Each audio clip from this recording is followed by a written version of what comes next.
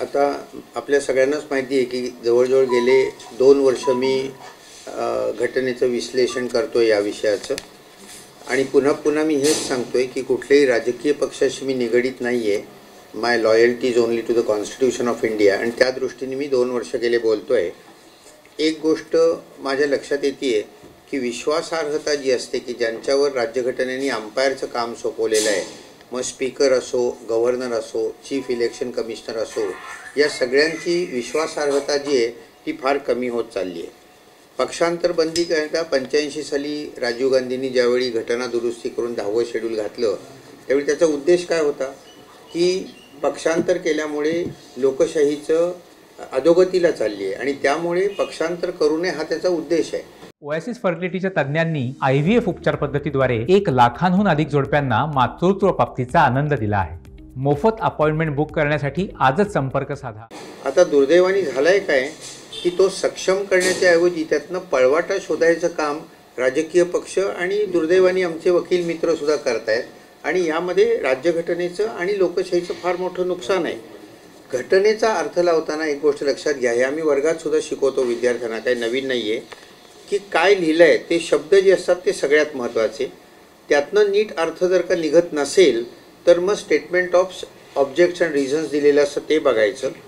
त्यात नीट कळत नसेल तर प्रिॲम्बल बघायचं, कॉन्स्टिट्युएंट असेंब्ली डिबेट्स बघायचे, नाहीतर शेवट बेसिक स्ट्रक्चर जे त्याच्याशी सगळं जुळतं मिळतं आहे की नाही हे बघायचं. याप्रमाणे अर्थ लावावा लागतो. आता इथे इतकं स्वच्छ शब्दात लिहिलेलं आहे की एखाद्याने आपणून पक्ष सोडला किंवा मतदान विरुद्ध केलं वगैरे वगैरे तर तो डिस्क्वालिफाय होतो. याला 3 अपवाद होते. एक तृतीयांश गेलं तर वाचतील पण ते काढून टाकण्यात आलेले आहे. आता 2 तृतीयांश गेले तर वाचतील किंवा स्पीकरनी तात्पुरता पक्ष सोडला तर तो वाचेल, हे अपवाद आहेत. आता स्वच्छ शब्दात लिहिलेलं आहे की 2 तृतीयांश म्हणजे एकाच वेळी 2 तृतीयांश जायला पाहिजेत बाहेर. इथे तसं झालेलं नाही आहे. पहिल्यांदा 16च गेलेत फक्त, तेव्हा ते डिस्क्वालिफाय व्हायलाच पाहिजेत. आणि सुप्रीम कोर्टाचा असा निर्णय आहे की ज्या क्षणाला ती व्यक्ती पक्ष सोडते त्या क्षणापासून ती डिस्क्वालिफाय होते. म्हणजे ज्यावेळी शिंदे किंवा त्यांचे इतर लोक सोडून बाहेर गेले पहिले ते त्या क्षणापासून डिस्क्वालिफाय झालेत असा सुप्रीम कोर्टाचा पूर्वीचा निर्णय आहे. आता त्यांना मंत्री राहता येत नाही. यात जर का डिस्क्वालिफाय झालं तर 91वी घटना दुरुस्ती जी आपण केली वाजपेयींच्या काळामध्ये त्याप्रमाणे जर का अँटी डिफेक्शन लॉ खाली जर का डिस्क्वालिफाय कोणी झालं तर त्याला मंत्री राहता येत नाही. त्यामुळे हे सगळे लोक मंत्री राहू शकत नाहीत. आता मी हे सगळं सांगतोय की हे डिस्क्वालिफाय व्हायला पाहिजे याचा अर्थ सुप्रीम कोर्टाचा निर्णय असाच येईल असं मी म्हणत नाही आहे. याचं काय 2 आठवडे सुनावणी पुढे ढकलण्यात आली सुप्रीम कोर्टात. त्याच्यावरही मी येतो की ते हेही मला अपेक्षितच होतं. तुम्ही मला जे आत्ता सांगताय मग मला 2 महिने अपेक्षित होतं, तुम्ही 2 आठवडे सांगताय. पण एनिवे तर सुप्रीम कोर्टाचे निर्णय चुकीचे असू शकतात. गोलकनाथ केसमध्ये 11 जजेसनी दिलेला निर्णय हा केशवानंदमध्ये 13 जजेसनी फिरवला होता.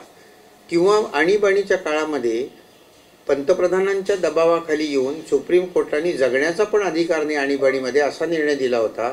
तो आत्ता पुट्टास्वामी केसमध्ये 9 जजेसनी सांगितलं की हा 10 फॅदम खोल खणून पुरा त्याच्यामध्ये हा चुकीचा निर्णय सुप्रीम कोर्टाने दिलेला आहे. लोकशाहीमध्ये जगण्याचा अधिकार काढून घेता येत नाही. त्यामुळे सुप्रीम कोर्ट चुका करू शकतं. माझ्या मते सुप्रीम कोर्टाने आत्तासुद्धा जो निर्णय दिला आहे त्यात 3 मोठ्या चुका केलेल्या आहेत. एक म्हणजे स्पीकरकडे डिस्क्वालिफिकेशनचा निर्णय दिला ते बरोबर आहे, सेपरेशन ऑफ पॉवर्स खाली ते होतं, पण मुदत किती ते सांगितलं नाही. 2 तृतीयांश एकाच वेळी जायला पाहिजेत हे सांगितलं नाही 2. आणि तिसरं सगळ्यात महत्त्वाचं माझ्या मते स्टेटस को अँटी ज्याला आम्ही म्हणतो म्हणजे पूर्वस्थितीला सगळ्या गोष्टी नेणं. तर सुप्रीम कोर्टाने सांगितलं की गव्हर्नरची ऑर्डर चुकीची होती वगैरे वगैरे वगैरे. त्याच्यानंतर उद्धव ठाकरेंनी राजीनामा दिला आहे. त्यामुळे तो राजीनामा गृहीत धरता येत नाही. त्यांना पुन्हा मुख्यमंत्री करायला पाहिजे होतं असं मी पहिल्या दिवसापासून सांगतोय. आता एक गोष्ट पुन्हा शेवटची सांगतो की नेहमीच मी सांगत आलोय की शेवट लोकांच्या हातात आहे. We the people of India इथनं आपली राज्यघटना चालू होते. त्यामुळे जर का पक्ष चुकीचे वागले, इलेक्शन कमिशन चुकीचं वागलं, कदाचित सुप्रीम कोर्ट चुकीचं वागलं तरी लोकांच्या हातात शेवट निवडणुका असतात. लोकसभेमध्ये त्याचा काही परिणाम आपल्याला ऑलरेडी दिसलेला आहे आणि विधानसभेमध्ये आता लोकांनी निर्णय घ्यावं की कोण बरोबर आहे, शिंदे बरोबर आहेत का उद्धव ठाकरे बरोबर आहेत. हे लोकांनी निर्णय घ्यावा. लोकशाहीमध्ये लोक म्हणतील, पीपल आर सॉव्हरीन. एक गोष्ट लक्षात ठेवा की लोकांकडनं ही सत्ता जी आहे ती तात्पुरती संसदेकडे जाते आणि त्यांनी ती राज्यघटनेप्रमाणे चालवावी अशी अपेक्षा असते. तशी त्यांनी नाही चालवली तर इंदिरा गांधींना सुद्धा आणीबाणीनंतर लोकांनी बाजूला केलं होतं. तसं जर का कोणी चुकीचं वागत असेल तर त्याला जनता बाजूला करू शकते. हा लोकशाहीचा अर्थ आहे.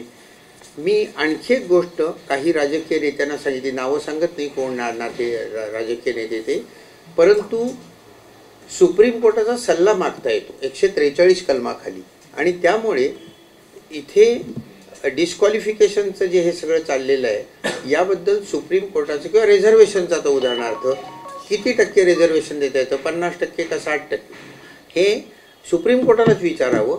नाहीतर दरवेळी ते घटनाबाह्य ठरवलं जाईल. आत्ताचा सुप्रीम कोर्टाचा निर्णय काय आहे की 50%च्यावर रिझर्वेशन देता येत नाही. आता हे 60%वर गेलं आहे. हे निश्चित घटनाबाह्य ठरणार आहे. तर आधीच विचारावं असाही सल्ला मी काहींना दिलेला आहे.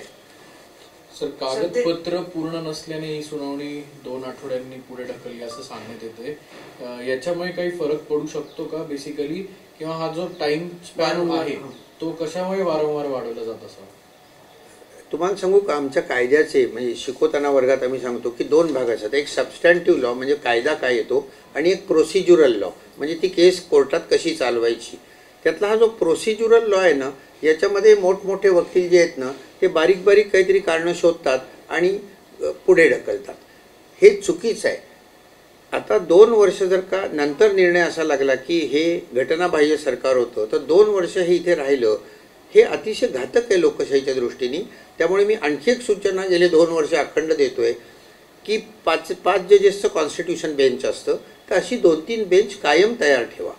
कुठलाही कॉन्स्टिट्यूशनचा इश्यू आला की कॉन्स्टिट्यूशन बेंच समोर येऊन 2 महिन्यात तो संपला पाहिजे. असं 2-2 वर्ष रेंगाळत ठेवणं हे माझ्या मते चुकीचं आहे. आता बोमाई केसचा खटला बोमाई सरकार जाऊन कित्येक वर्षांनी लागला. काय लागला की बहुमत आहे का नाही हे विधानसभेतच ठरवलं पाहिजे.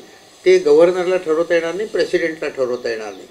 लोकशाहीच्या दृष्टीने हा फार महत्त्वाचा निर्णय आहे, परंतु तो फार उशिरा लागला. तसंच आत्ताचा सुद्धा निर्णय मला असं वाटत नाही की या निवडणुकीपर्यंत लागेल, परंतु तो जेव्हा लागेल आणि पक्षांतर बंदीचा करेक्ट अर्थ ज्यावेळी सुप्रीम कोर्ट सांगेल तो भारताच्या भविष्यातल्या लोकशाहीच्या दृष्टीने जास्त म्हणजे उपयोगी पडेल. आत्ता आपण त्याच्याकडे नको बघायला. थँक्यू. डन. पक्ष कोणाचा घ्यायचा आहे? घ्यायचं असेल घ्या. सर, पक्ष कोणाचा हा प्रश्न अजूनही अनुत्तरित राहिलेला आहे. गेल्या सातत्याने हाच प्रश्न विचारला जातोय, मात्र त्याच्यावरही दोन्ही पक्षांसाठी, पण त्याच्यावरही अजून काही ठोस उत्तर किंवा कन्फ्युजन पर्यंत पोहोचलं जात नाही. कसं आहे, एक गोष्ट लक्षात घ्या की आपल्या राज्यघटनेमध्ये निवडणुकांचा अधिकार जो आहे तो पूर्णपणे निवडणूक आयोगाला दिलेला आहे 324 कलमाखाली. आणि तो इतका प्रचंड प्रमाणात आहे की संसदेनी आणि विधानसभेने जर का कायदे जे केलेले नाहीत ते उरलेले जे अधिकार, त्याला रेसिड्युअरी पॉवर आम्ही म्हणतो, ती पूर्णपणे इलेक्शन कमिशनकडे असते. आता पक्ष कोणाचा आहे हे ठरवण्याचा अधिकार पूर्णपणे इलेक्शन कमिशनचा आहे. तसं रिप्रेझेंटेशन ऑफ द पीपल ॲक्टच्या 29A कलमाखाली पण दिलेलं आहे. आणि त्यामुळे हा पक्ष कोणाच्या ठरवताना मी फक्त एवढंच म्हणेन की सुप्रीम कोर्टाला 3 गोष्टी अपेक्षित आहेत.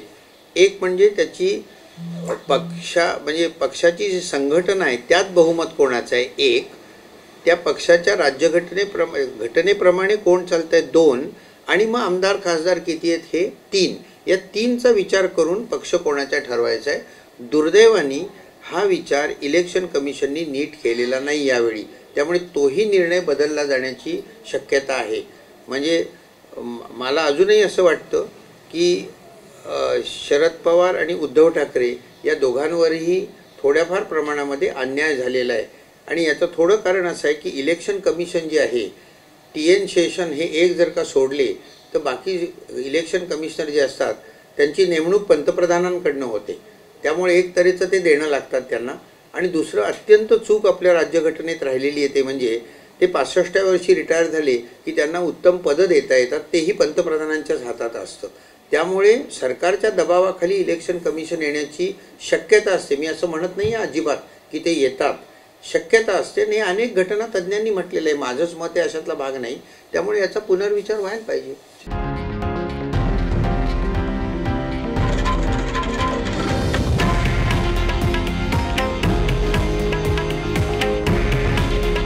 हे आहे देशातील नंबर 1 न्यूज नेटवर्क आणि आपण पाहत आहात TV9 मराठी. काळजी तुमची, हित महाराष्ट्राचं.